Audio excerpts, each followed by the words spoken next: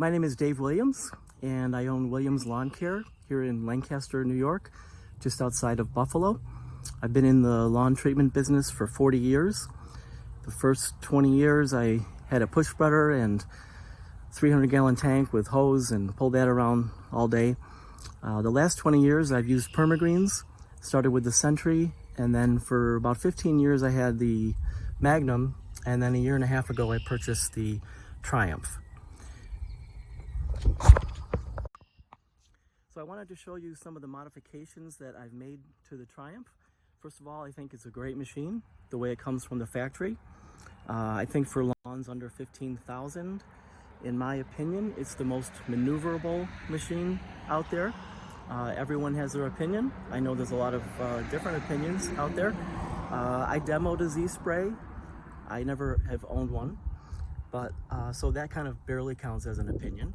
However, I have seen a lot of people using Z-Sprays, and in my opinion, they don't have the maneuverability of the PermaGreen machines. I've watched guys do lawns primarily under 15,000, where I'm looking at them and I'm saying, I could do that lawn in half the time than they are taking with their other versions of ride-ons like the Z-Spray. So that's just my opinion. It's my take on the advantage of this machine on 15,000 square feet and less. Very, very maneuverable and fast. So here are the modifications I made to the Triumph. I'm just going to start randomly. The first thing is I moved the bottle filler up here to up higher, so it's easier. You don't have to bend over to fill it. All I did was just tap into one of the lines. I'll show you which one. It's this line coming out of here that goes up to the ball valve up there. And then I just tapped in here with a T into this line here. It's one of the bigger ones. I don't know exactly which one is called, but you want to tap into a line that is only active when you pull the trigger, just as a tip. But it makes it a lot easier to fill up instead of having to bend over and try to struggle to fill up and have one arm on the bottle and one arm on the throttle. So I've had bad knees since I was about 10 years old, and I'm 57 now. And the main reason I bought my first ride-on 20 years ago was so I didn't have to sell my business. Between push spreading and dragging the hose around, I just couldn't do it anymore without a lot of pain. But even with the ride-on, when you're riding on a bumpy lawn, my knees still hurt, even more than walking. So I made a platform similar to a gymnast springboard to stand on. You can see that right here. It's pretty simple actually. There's two stainless steel hinges up there, and then I connected a steel plate to the two hinges. So there's a steel plate under here, and then a couple more things. Just get down here on the ground. This steel plate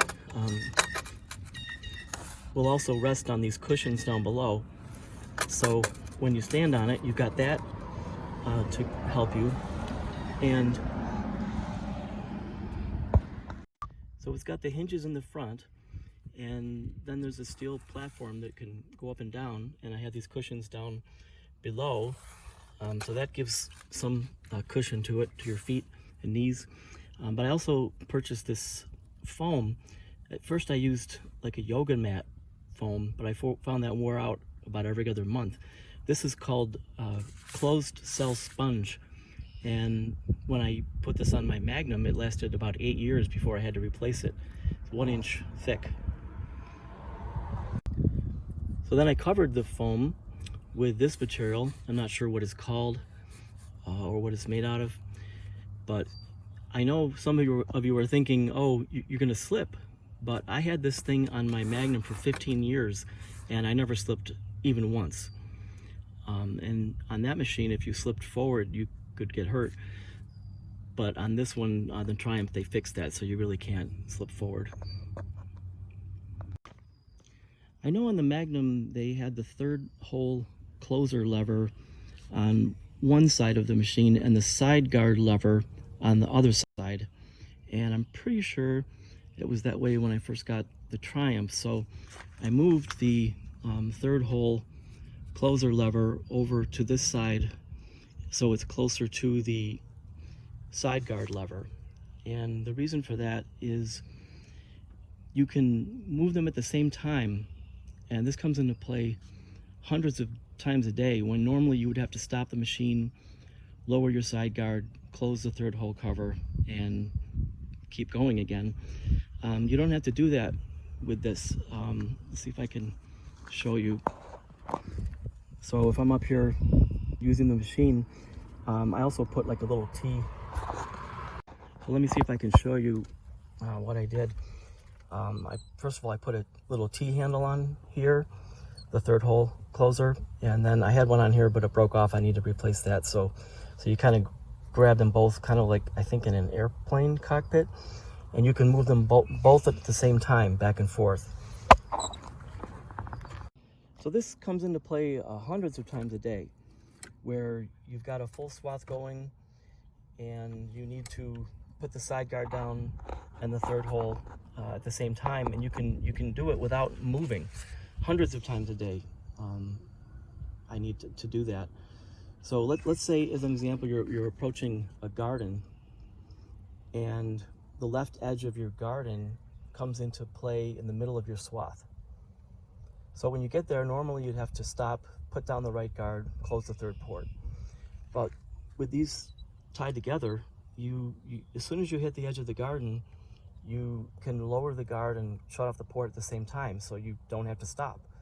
And then when you get to the other end of the garden, you just do the reverse and keep going.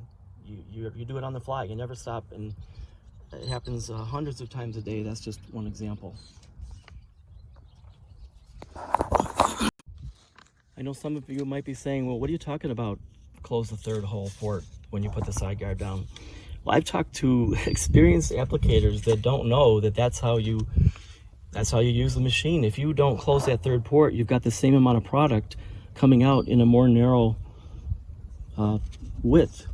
So and if you wanted to look into a reference on page 22 of the user manual for the Triumph, you'll see that's what you do. You close the third port every time you put the side guard down. So this just makes it super fast and easy.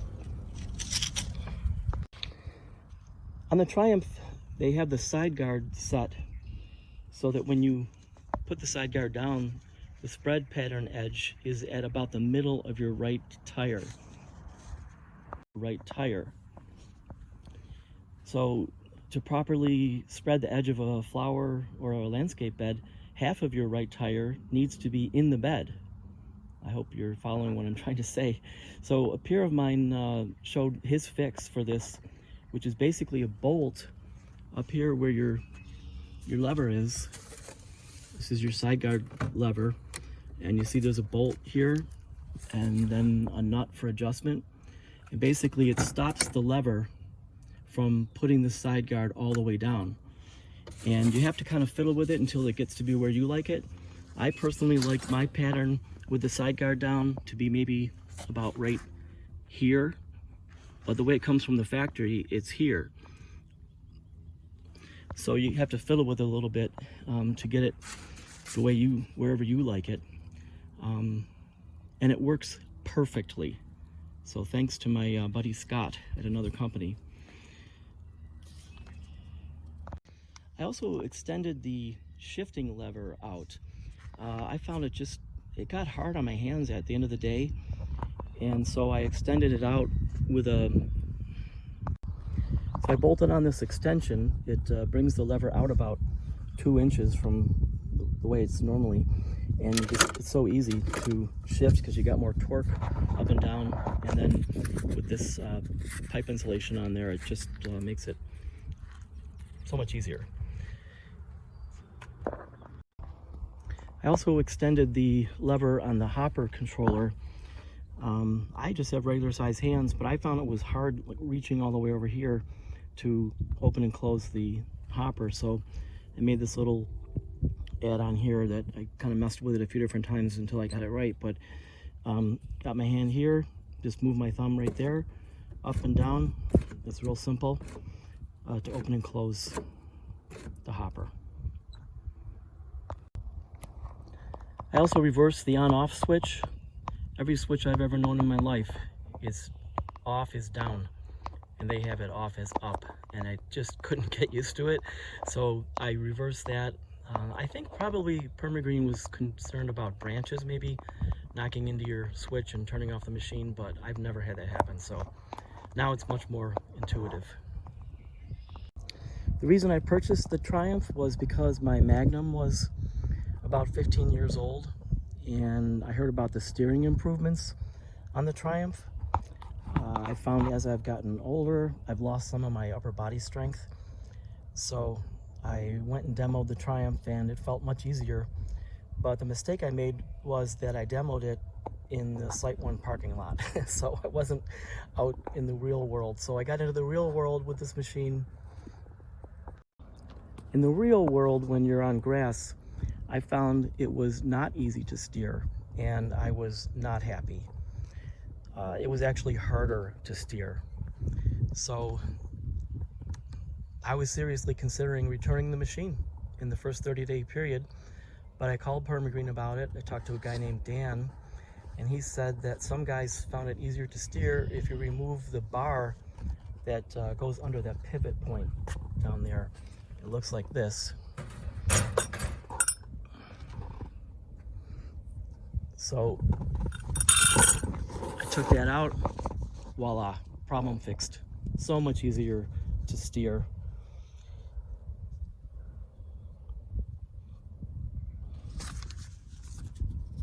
I think it was a good idea on paper when they were designing it, but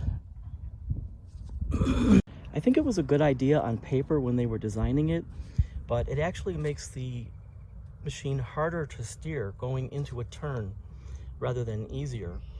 It does make coming out of the turn a little easier, but it's so much harder going into the turn on your upper body. I also found loosening these bolts here all the way as much as you can makes it easier to steer as well. I also use JB Weld to fill in the notch that locks the handlebars in the down position.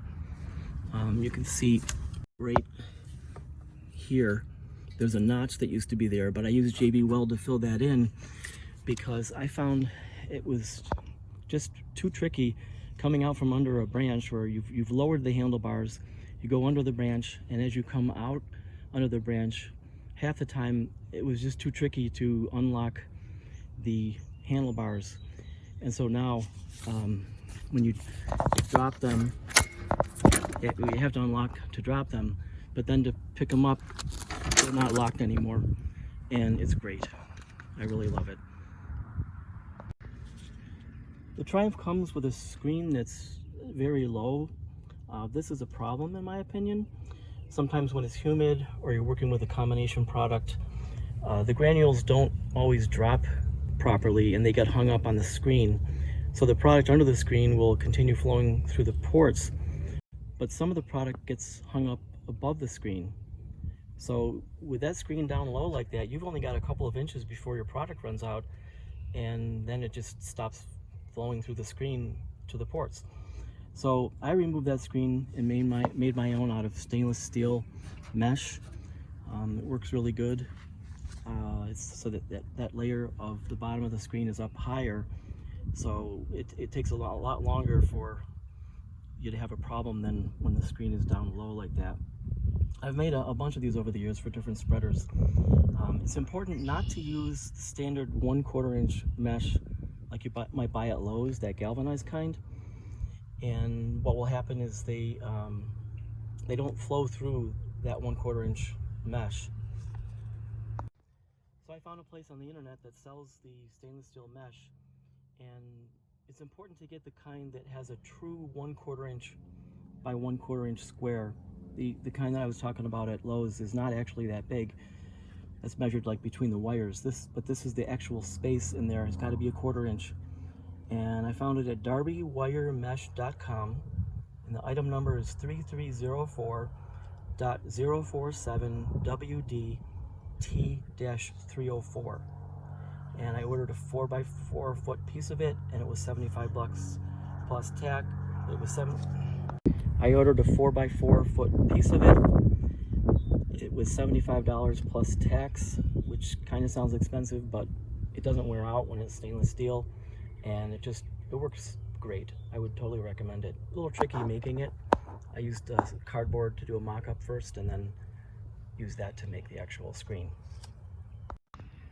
I found the nozzle they give you for the spray bottle wasn't big enough for me, so I put a bigger one in, and you can spray a little bit faster with it. This is the clip they give you for the bottle, but I found when I like to grab the bottle before I get off the machine. I like to grab the bottle, and it was not easy to pull that bottle out of there the way they have that clip on there. So I have bad wrists, and so it was just much easier to have the Magnum style bottle holder. And I moved it from here over to here, partly because sometimes you just want to lean down to reach something in the hopper. By the way, I put a little pad on here, epoxy that on. But you want to lean down into the hopper to do something, and the bottle was just in the way. So it's nicer over there for me. Oh, also, I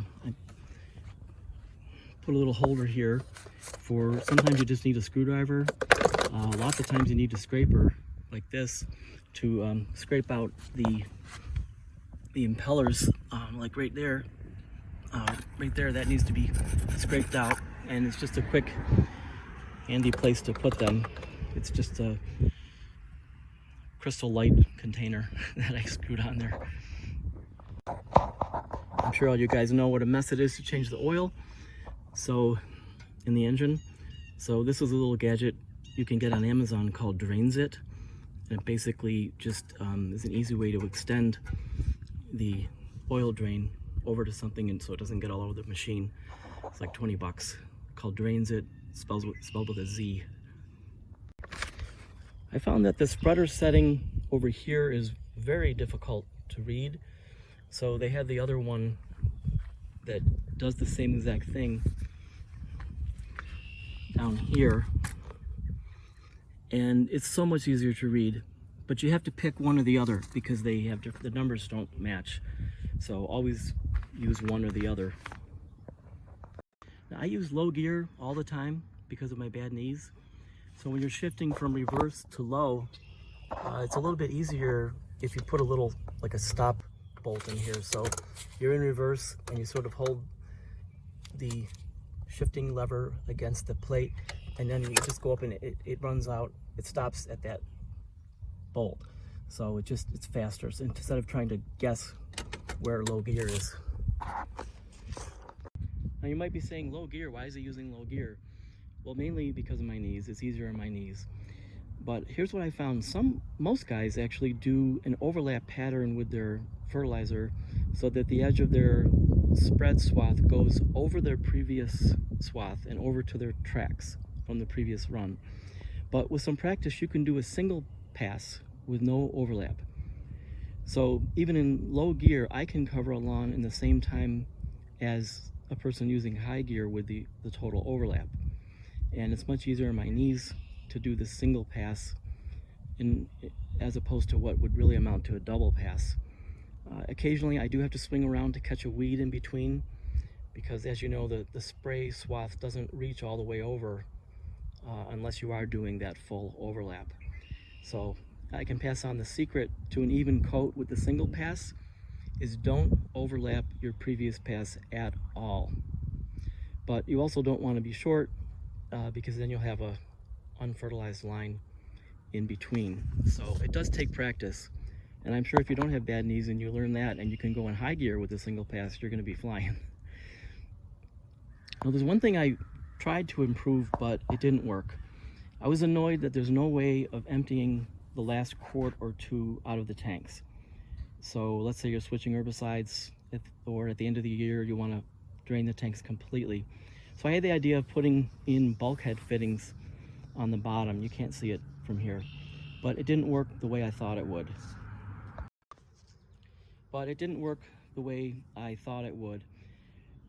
I was only able to get out about half of what was still sitting in there when the tanks are supposedly empty. So now I just use a wet vac and vacuum out the last quart or two.